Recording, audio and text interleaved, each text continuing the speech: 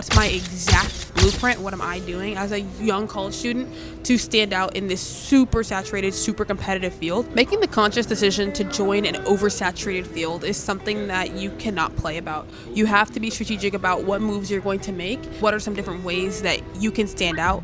It's oversaturated. People are getting laid off left and right. It's all over the news. So what are some things that I'm doing to stick out? What's my exact blueprint? What am I doing as a young college student to stand out in this super saturated, super competitive field? Now, I want to make it clear, I am not a CS prodigy. Yes, I taught myself how to code at a younger age. All of this is really replicable, and I don't want you to think that you have to be the most smartest person in the world to do what I'm doing. All right, so the first step in my blueprint is obviously to learn how to code. Now, there are a plethora of different ways that you can learn to code nowadays. Learning to code can feel overwhelming with all the different tutorials and all the different projects that you can complete, and it's also way too easy to give up. If you're finding yourself struggling to stick out within the tech industry, let me introduce you to my favorite learning platform, Scrimba. This platform utilizes innovative screencasting technology to teach you in-demand skills while also allowing you to practice what you're learning. Scrimba is unique from other platforms because it combines the video tutorial and a code editor into one, which means you're, in a way, forced to get your hands on the keyboard and actually learn from doing. In this challenge, you are going to create a function that logs out, "Hi there, Linda," when called. And you have to use the name and the greeting variable inside of the body of your function. And also, there's a comma and an exclamation mark you also have to include so that you get this exact string logged to the console. This is the coolest part of the platform. I just paused the video and I clicked into the screen to actually solve the problem that he gave me, which is so cool. If you follow me, you know that it's the practice, the frequent use of doing projects. That's really gonna help you understand the skills that you are learning.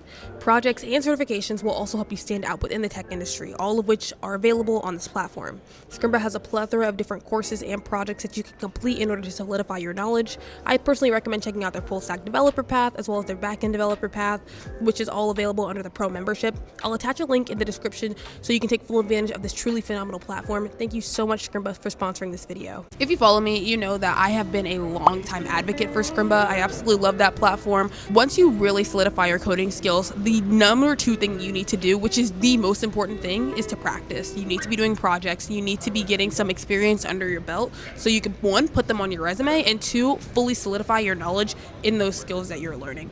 So something that I'm doing in my step right now, where I am, but this honestly is consistent through all the steps, is to do projects consistently. And when I say project, I want to make it clear, I'm not just talking about doing like a simple weather app. You need to be doing full clones or full mock-ups of Amazon site, of Netflix, so really showcase your skills to recruiters and to business owners to show that you know exactly what you're doing and what you're talking about. The next thing that I'm doing in my step is I'm going to college. So that's my step where I'm at right now. I'm currently in college right now, majoring in information technology. The program that I'm in right now with my university is really good at teaching you the genuine skills that you need to know, more than just teaching you like the science behind everything.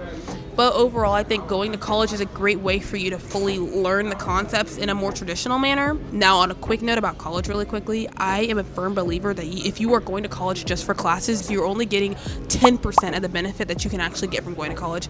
You can learn, like I said, from anywhere. So going to college just to learn the content is a waste of your time. Waste of time. The only benefit, the only real benefit you get from going to college is the check mark to say you have the degree and the networking and resource availability. If you follow me, you know that I am creating my own startup company, which I'll delve into a little bit later. But I'm creating my own startup company, and with that, I have access to so many different resources because I'm a college student at my university. And with those resources, I'm better able to grow, I'm better able to network, I'm better able to find mentors. Going to college has opened doors for me that I don't think would have been opened if I was not enrolled in a university.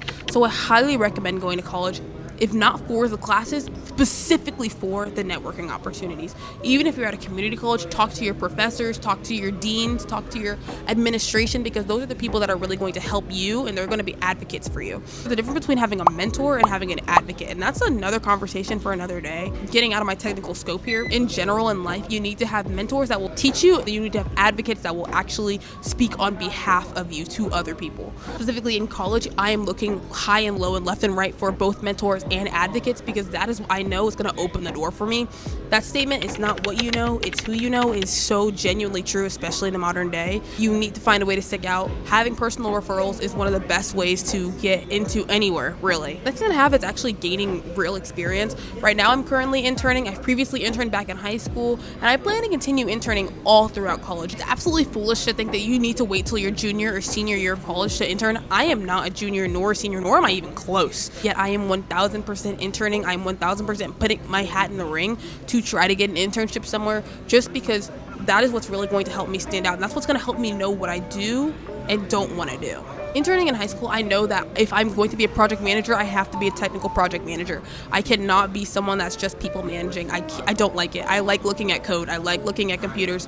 I like talking about computers to people that don't know how to talk about computers. After interning in high school, I know I don't want to do content management. I don't want to do just front end. I want to do back end, which is why I'm teaching myself back end and I'm teaching myself mobile development. There's more things that I know about myself because I've put myself in a professional environment where I know, oh, okay, I do or I don't want to do that for life. Internships, externships, shadow experiences, apprenticeships, those are things that are really opening my eyes to all the different options that I have on the table, and those are things that I really want to push you to participate in addition to projects, in addition to going to college networking. You definitely need to have some kind of real work experience under your belt. And the next one I have is kind of like a subcategory under internships, and that's working at a startup specifically. If you are mainly looking into going into software engineering, working at a startup or creating your own will teach you so much. I did not realize how much I didn't know until I started my own startup and actually started building my own mobile application and website. There's so much more technology that is not talked about and that's not taught.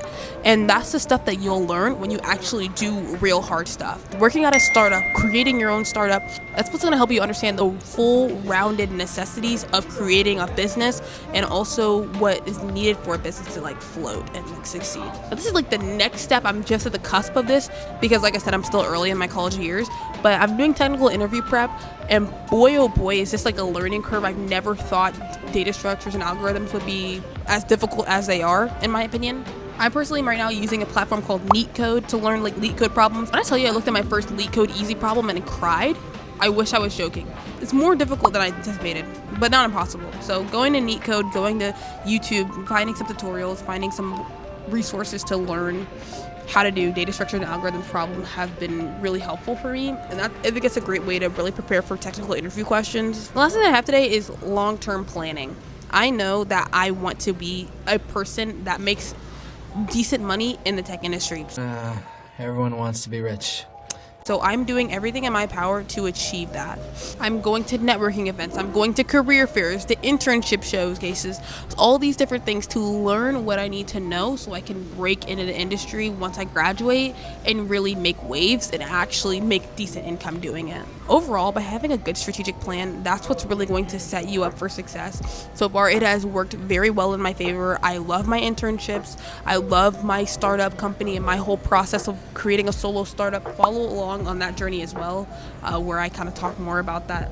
Also, like, I want to make this clear, this is not one size fits all. Everyone has their own path. I just definitely think you need to have more of a plan and more strategy in that path so you can really achieve the goals that you're trying to set for yourself in, the tech industry. Overall, breaking into the tech industry is not easy. It is super easy watching tutorials on YouTube, or super easy watching day in the life videos of people at Amazon, Google, the Magnificent Seven, or the FANG companies, where people are getting free food and making over like $300,000 a year as an entry-level software engineer. But at the end of the day, that lifestyle is built off of hours and hours and hours of practice and preparation. Procrastination is real, so make sure you try your best to avoid that. AI is real, so make sure you are doing the right steps to learn artificial intelligence and properly implement it into your tech stack. And be confident. Go out, network, get the 500 plus connections on LinkedIn, and grow your network, get some mentors and advocates, and really trailblaze your way in the tech industry. If you do this, and if you really start making an impact in people's lives, they are going to advocate for you, and then that is how you get your foot in the door. And with all this practice, with projects and certifications, that's where you're able to back up what you brought to the table. It's not easy, but it's worth it. Thank you so much for watching. Please be sure to like and subscribe down below, and I'll see you next time on Quartz Corner.